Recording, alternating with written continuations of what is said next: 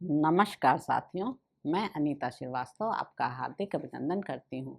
महर्षि वेदव्यास द्वारा रचित महाभारत के 213वें अध्याय में आज का प्रसंग है अर्जुन का गंगा द्वार में ठहरना और वहाँ उनका उलूपी के साथ मिलन। वैशंपायन जी कहते हैं, जन्मेजय, कौरव वंश का यश बढ़ाने वाले महाबाहु अर्जुन जब जाने लगे, उस समय बहुत से वेदज्ञ महात्मा ब्राह्मण उनके साथ हो लिए। वेद वेदांगों के विद्वान, अध्यात्म चिंतन करने वाले, भिक्षाजीवी ब्रह्मचारी, भगवत भक्त, पुराणों के ज्ञाता सूत, अन्य कथावाचक सन्यासी, वानप्रस्थ तथा जो ब्राह्मण मधुर स्वर से दिव्य कथाओं का पाठ करते हैं, वे सब अर्जुन के साथ गए। जैसे इंद्र देवताओं के साथ चलते हैं, उसी प्रकार पांडुनंदन अर्जुन पूर्वोक्त पुरुषों तथा अन्य बहुत से मधुरभाषी सहायकों के साथ यात्रा कर रहे थे। भारत नरश्रेष्ठ अर्जुन ने मार्ग में अनेक रमणीय एवं विचित्र वन, सरोवर, नदी, सागर, देश और पुण्य तीर्थ देखे। धीरे धीरे गंगा द्वार में पहुंचकर शक्तिशाली पार्थ ने वहीं डेरा डाल दिया। जन्मेजय, गंगा द्वार में अर्जुन का एक अद्भुत कार्य सुनो, जो पांडवों में श्रेष्ठ विशुद्ध चित्त धनंजय ने किया था। भारत, जब कुंती कुमार और उनके साथी ब्राह्मण लोग गंगा द्वार में ठहर गए, तब उन ब्राह्मणों ने अनेक स्थानों पर अग्निहोत्र के लिए अग्नि प्रकट की। गंगा के तट पर जब अलग अलग अग्नियां प्रज्वलित हो गईं और सन्मार्ग में स्थित एवं मन इंद्रियों को वश में रखने वाले विद्वान ब्राह्मण लोग स्नान करके फूलों के उपहार चढ़ाकर जब पूर्वोक्त अग्नियों में आहुति दे चुके, तब उन महात्माओं के द्वारा उस गंगा द्वार नामक तीर्थ की शोभा बहुत बढ़ गई। इस प्रकार विद्वान एवं महात्मा ब्राह्मणों से जब उनका आश्रम भरा पूरा हो गया, उस समय कुंती नंदन अर्जुन स्नान करने के लिए गंगा में उतरे। राजन, वहां स्नान करके पितरों का तर्पण करने के पश्चात अग्निहोत्र करने के लिए वे जल से निकलना ही चाहते थे कि नागराज की पुत्री उलूपी ने उनके प्रति आसक्त हो पानी के भीतर से ही महाबाहु अर्जुन को खींच लिया। नागराज कौरव्य के परम सुंदर भवन में पहुंचकर पांडुनंदन अर्जुन ने एकाग्रचित्त होकर देखा तो वहां अग्नि प्रज्वलित हो रही थी।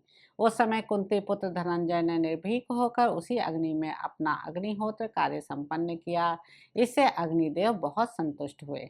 अग्निहोत्र का कार्य कर लेने के पश्चात अर्जुन ने नागराज कन्या से हंसते हुए से यह बात कही, भीरु, तुमने ऐसा साहस क्यों किया है? भावनी, यह कौन सा देश है? सुभगे, तुम कौन हो? किसकी पुत्री हो? उलूपी ने कहा, राजन, ऐरावत नाग के कुल में कौरव्य नामक नाग उत्पन्न हुए हैं।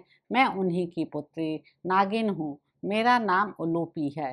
नरश्रेष्ठ, जब आप स्नान करने के लिए समुद्र गामिनी नदी गंगा में उतरे थे, उस समय आपको देखते ही मैं काम वेदना से मूर्छित हो गई थी।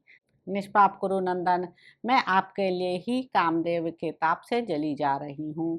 मैंने आपके सिवा दूसरे को अपना हृदय अर्पण नहीं किया है, अतः मुझे आत्मदान देकर आनंदित कीजिए। अर्जुन बोले, भद्रे, यह मेरे 12 वर्षों तक चालू रहने वाले ब्रह्मचर्य व्रत का समय है। धर्मराज युधिष्ठिर ने मुझे इस व्रत के पालन की आज्ञा दी है, अतः मैं अपने वश में नहीं हूँ। जलचारिणी, मैं तुम्हारा भी प्रिय करना चाहता हूँ। मैंने पहले कभी कोई असत्य बात नहीं कही है। नागकन्या, तुम ऐसा कोई उपाय करो जिससे मुझे झूठ का दोष ना लगे, तुम्हारा भी प्रिय हो और मेरे धर्म को भी हानि ना पहुँचे। उलूपी ने कहा, पांडुनंदन, आप जिस उद्देश्य से पृथ्वी पर विचर रहे हैं और आपके बड़े भाई ने जिस प्रकार आपको ब्रह्मचर्य पालन का आदेश दिया है, वह सब मैं जानती हूँ।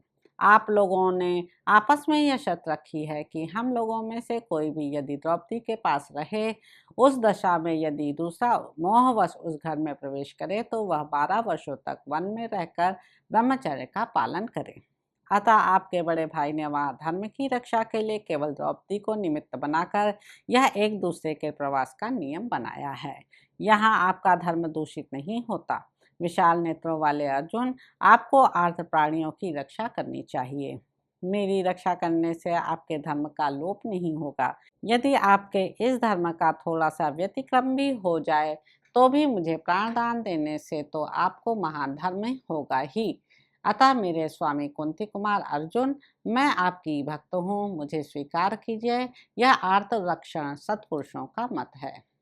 महाबाहो, यदि आप मेरी प्रार्थना पूर्ण नहीं करेंगे तो निश्चय जानिए मैं मर जाऊंगी। अतः मुझे प्राण दान देकर अत्यंत उत्तम धर्म का अनुष्ठान कीजिए। पुरुषोत्तम, आज मैं आपकी शरण में आई हूँ। कुंती कुमार, आप प्रतिदिन न जाने कितने दीनों और अनाथों की रक्षा करते हैं। मैं भी यही आशा लेकर शरण में आई हूँ और बार बार दुखी होकर रोती गिड़गिड़ाती हूँ। मैं आपके प्रति अनुरक्त हूँ और आपसे समागम की याचना करती हूँ। अतः मेरा प्रिय मनोरथ पूर्ण कीजिए। मुझे आत्मदान देकर मेरी कामना सफल कीजिए।